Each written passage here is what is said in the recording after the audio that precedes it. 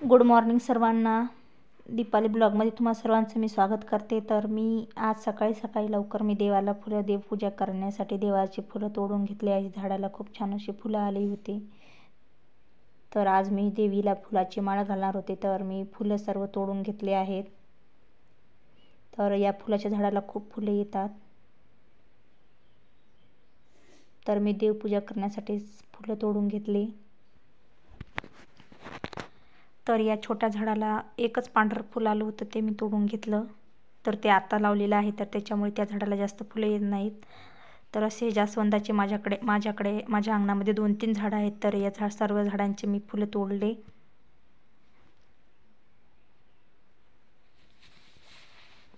तर फुलं तोडून घेतली, मी देवपूजा करून घेतली. नंतर मी सर्वांसाठी चहा बनवून घेतला. तर चहा बनवायला आज मी ब्लॅक टीच बनवली होती, म्हणजे काळा चहा बनवला होता. तर चहामध्ये मी पाणी टाकून घेतलं, साखर पत्ती टाकून चहा करून सर्वांना चहा दिला व चहा पिऊन घेतला.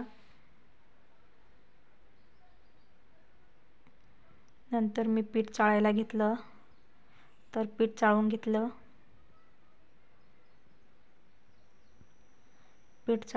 नंतर पीठ मळायला घेतलं आणि पीठ मळून घेतलं. पोळ्या बनवून घेतल्या. नंतर लगेच मी उपवासासाठी आलू उकडायला ठेवले होते पातेल्यामध्ये एका साईडला. आता हे आलू उकळतात तोपर्यंत मी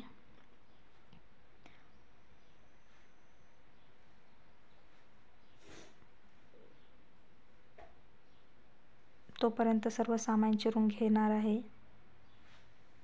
नंतर मी पानगोबीची भाजी बनवणार आहे. तर मी तव्यावरती मिरच्या भाजून घेणार आहे. आम्ही साबुदाण्याच्या भाजीमध्ये मिरच्याच टाकणार आहे. तर मी मिरच्या तव्यावर भाजून घेते. साबुदाण्याच्या खिचडीला आणि गोबीच्या भाजीमध्ये मी हिरवी मिरचीचा ठेचा वाटून टाकणार आहे. तर मी सर्व मिरच्या थोडंसं तेल टाकून ह्या मिरच्या भाजून घेतल्या.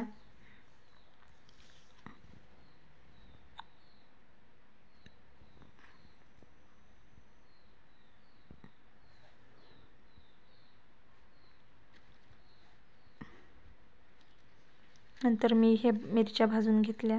नंतर मला बीटचं ज्यूस बनवायचं होतं. तर बीट कापून घेतले, 2-3 बीट कापून घेतले. नंतर मिक्सरच्या भांड्यामध्ये फिरवून घेतलं. याच्यामध्ये अर्धा लिंबू टाकला आणि थोडंसं पाणी टाकून मिक्सरला बारीक करून घेतलं आणि एका कॉटनच्या कपड्याने ज्यूस पिळून घेतलं आणि त्यांना दिलं. मी पिलं, आमच्या कार्तिकला दिलं. नंतर मी शेंगदाणे भाजून घेतले साबुदाण्याच्या खिचडीमध्ये टाकण्यासाठी आणि गोबी पण बारीक चिरून घेतली होती मी.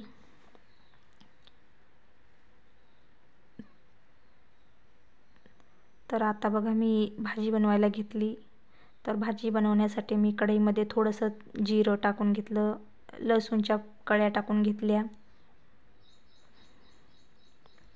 आता लसूण व्यवस्थित भाजून घेतला की लगेच मी गोबी टाकून घेतली. आता ही गोबी तेलामध्ये 2 मिनटं मी फ्राय करून घेणार आहे, म्हणजेच मिक्स करून घेणार आहे. तर 2 मिनटं असंच मिक्स करून घ्यायचं. तेलामध्ये गोबी भाजली ना खूप छान टेस्टी होते. तर अशीच भाजून घ्यायची मस्त अशी. तर गोबी मस्त अशी भाजू द्यायची आहे. तर मी मस्त आता गोबी भाजल्यानंतर तेलामध्ये हिरवी मिरचीचा ठेचा टाकून 2 मिनटं मिक्स करून घेणार आहे. नंतर थोडीशी कारळाची चटणी टाकून घेतली मी. कारळ टाकलं ना की मसाले टाकायची गरज नाही. तर मसाले नेहमी कमीच खावे. तर आता हे मस्त व्यवस्थित तेलामध्ये मी भाजून घेतलं. नंतर याच्यामध्ये मी हळद टाकली आणि चवीपुरतं मीठ टाकून घेतलं. तर बारीक चिरलेला एक टोमॅटो टाकून घेतला आणि आता याला 2 मिनटं असंच मिक्स करून घ्यायचं आहे.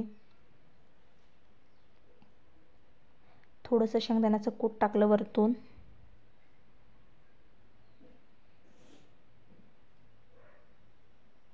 आणि आता याला मस्त असं मिक्स करून घ्यायचं. तर ही भाजी मी थोडंसं पाणी टाकून वाफेवर शिजवून घेणार आहे.